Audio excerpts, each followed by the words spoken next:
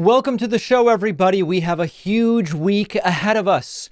All of a sudden, after years of obvious deterioration, the New York Times has suddenly discovered the reality of Donald Trump's cognitive decline just weeks before the 2024 presidential election. Well, good for them. They finally stumbled across this major multi-year story. They finally figured it out and decided, hey, we might want to report on this, given that this guy might be within tens of thousands of votes of the presidency or might even be president again.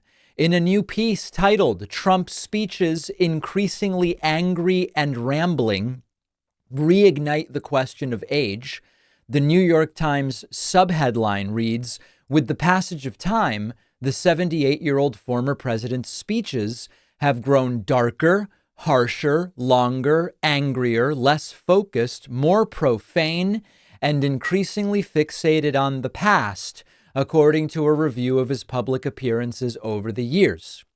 Now, you'll notice, because you, I'm sure, have been following the story as we have for years, you'll notice that when you read the New York Times article, there is nothing new or newsworthy. It's been happening for years. What's new is that the New York Times has decided, hey, there's days left until the election. Maybe we'll talk about this. Criticism of Trump's mental fitness is obviously not new, but the New York Times has discovered Trump's cognitive decline only after Joe Biden was pressured out of the race and after spending much time talking about Joe Biden in this context. And now, as the election is close, the New York Times suddenly chooses to highlight Donald Trump's age-related issues. Is it a strategic move? I don't know. We'll talk about it.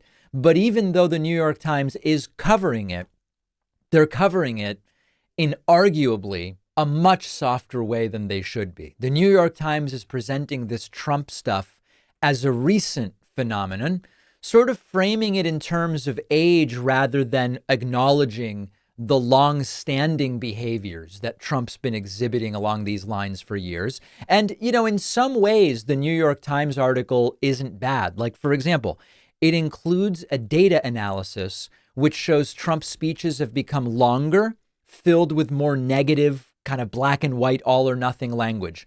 That's very interesting to include. The problem I have with the New York Times piece, other than being too little too late, is that their critique points out that such language is now present in Trump's speeches, but it ignores that it's been present for years. And so that's why the timing of this is raising some questions for me.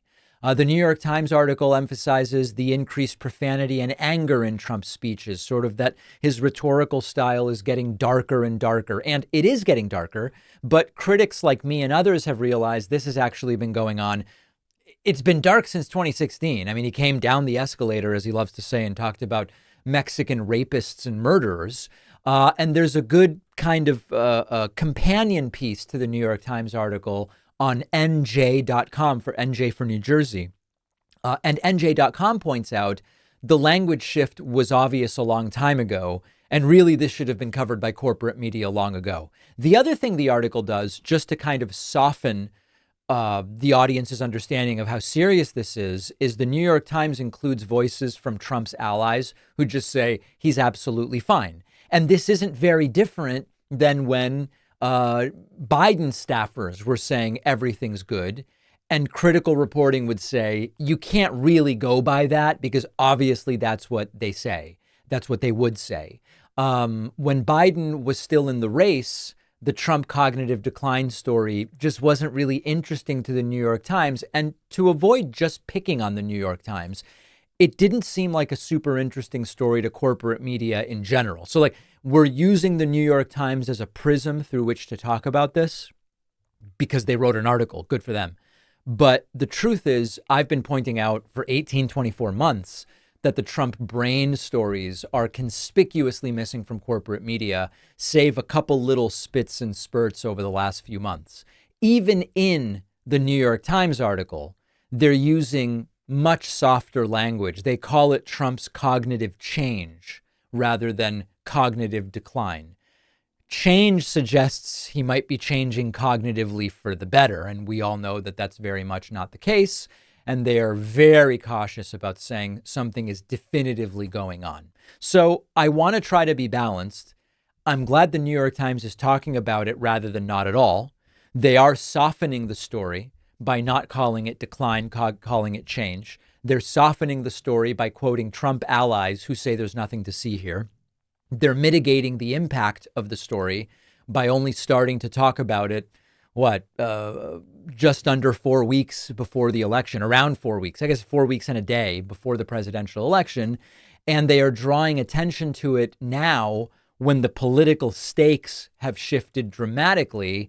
And there is, of course, a question for me as to whether this is calculated. I'm struggling to shake that feeling. But to the extent that anyone's willing to talk about it, good for them, and it's better than nothing, that's for sure.